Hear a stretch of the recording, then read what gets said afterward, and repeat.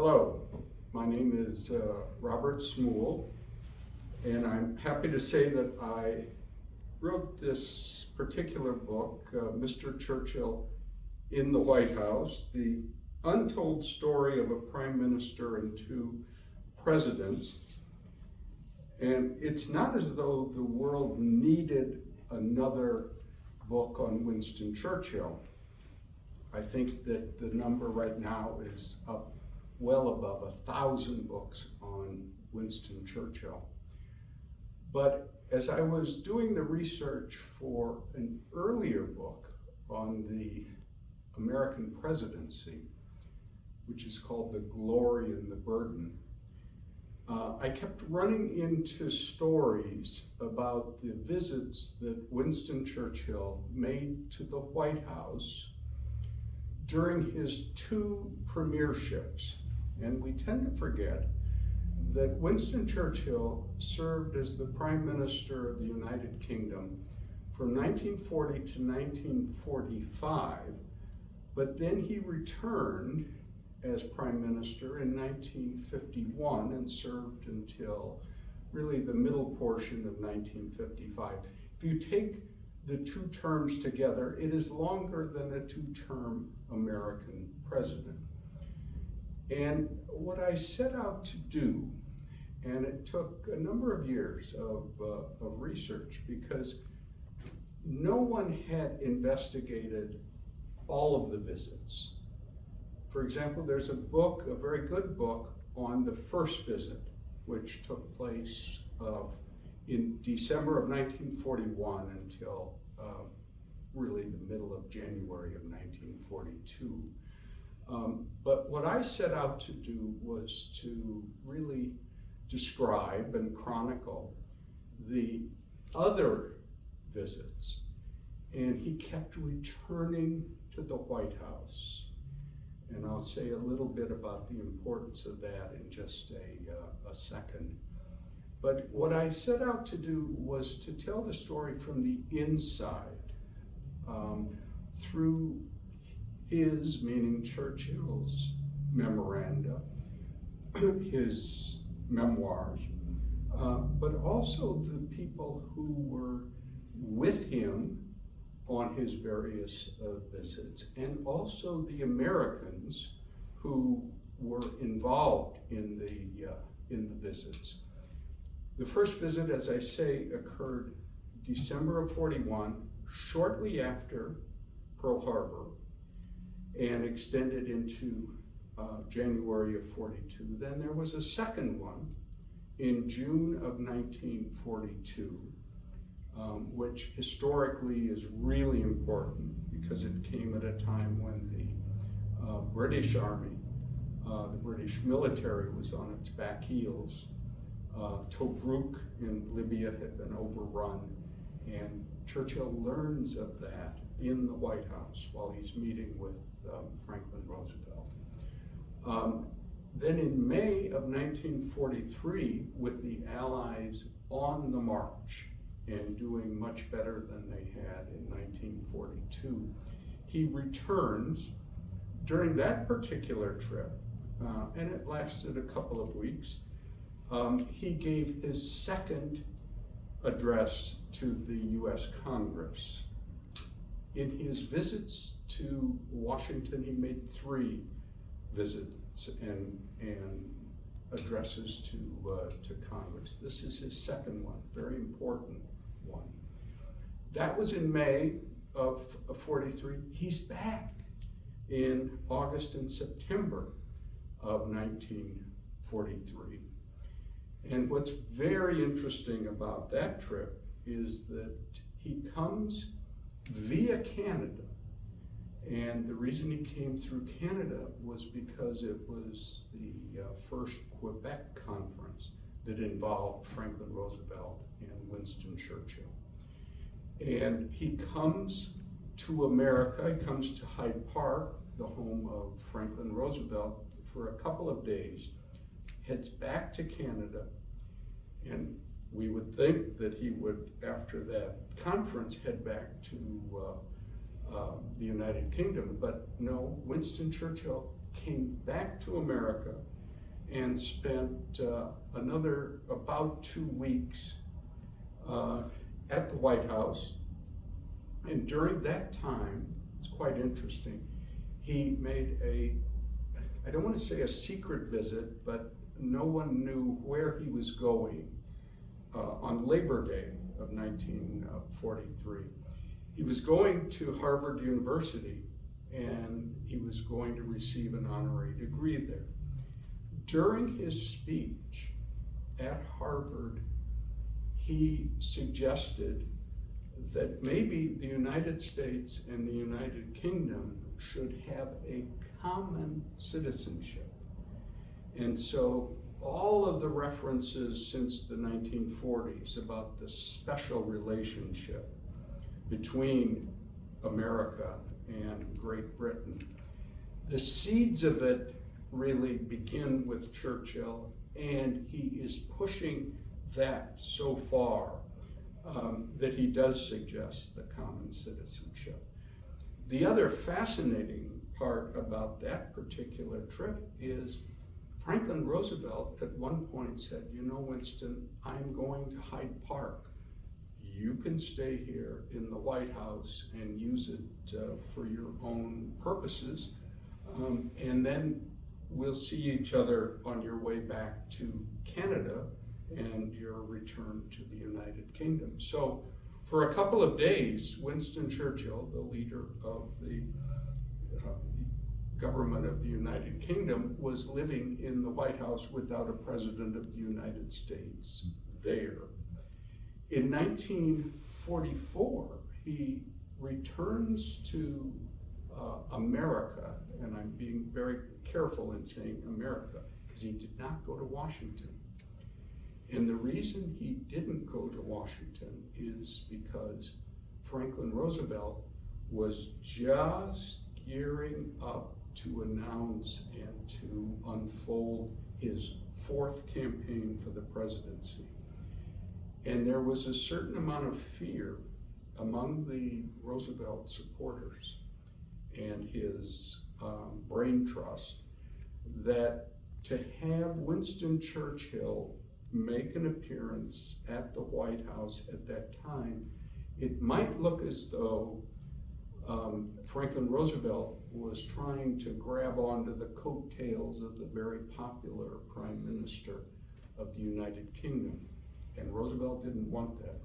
So that after the second Quebec conference, he comes back to America, comes down from Canada to Hyde Park, Franklin Roosevelt's home, and they meet for a couple of days. But that meeting was not announced until Churchill was back in London. And people wondered where he was and what was happening. And the reason for it was Roosevelt didn't want him to be involved in the beginning phase of the campaign. How popular was Winston Churchill in America during the Second World War? A candidate for the Senate, the U.S. Senate from Illinois, proposed at a picnic outside Chicago that maybe Winston Churchill should run as the candidate for president on both the Democratic and the Republican ticket in 1944, because then America was assured of strong leadership into the future. Of course, that was not possible. It was a ridiculous idea, but it also said something about Churchill and his own popularity. People who have read the book and talked about it have remarked that he certainly made himself at home in the White House. And one of the things I tried to do is go through all the memoirs of people who were working in the White House, who had contact with him. What was he like? The remark is that the butlers wore a path in the White House carpet carrying alcoholic beverages to the Rose bedroom while he was there. And you know, this was morning, noon, and night. Morning, he'd have a little, what he called mouthwash. And then during the day, he would partake of whatever it was that he wanted at that particular time. But he made it his home, always stayed in the same room, the same suite of rooms, the Rose bedroom. It was quite collegial, almost college dorm-like in how the president and the prime minister interacted. They would go back and forth between each other's quarters. There were a number of times, and these are documented, and some reviewers say I document them too excessively, that the president would walk in or be rolled in, because he's in a wheelchair, would come in to the Rose bedroom, and Winston Churchill would be without the benefit of any clothes. Roosevelt dined out on the experience, telling people that, you know, Winston is pink and white all over. And he delighted in telling that story, and the many times that he said it are also included in the book. But what's interesting, and I'm working on a new book, which sort of carries through some of the stories that are in this one, by talking about Winston Churchill and the way that he got along with Franklin Roosevelt's wife, Eleanor Roosevelt. And Eleanor is interesting in regard to this book and also to this next one. She would, shall we say, frown on some of his habits and some of his behavior, although none of that really got out during the war. It was later that we learned about that. But it's a very interesting relationship that starts here with the visit in 1941 and 1942. At one point, one of the Roosevelt sons said that his mother found Winston Churchill walking the halls of the living quarters at 3 a.m. One day, and inquired where he might be going, and he said, there was just a point I wanted to follow up with the president on. And she said, I think that can probably wait until breakfast time. Eleanor Roosevelt went to Franklin Roosevelt and asked that he have the US government buy Blair House. And this was a way of possibly moving Prime Minister Churchill out of the Rose bedroom. And the government did buy Blair House in October of 1942, but the irony is that Winston Churchill never stayed there. He kept coming back to the White House.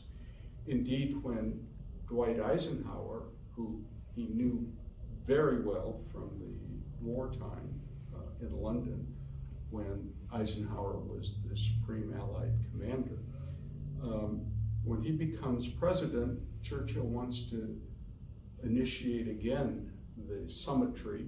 He is the person responsible for the word summit, the meeting of high leaders about important subjects.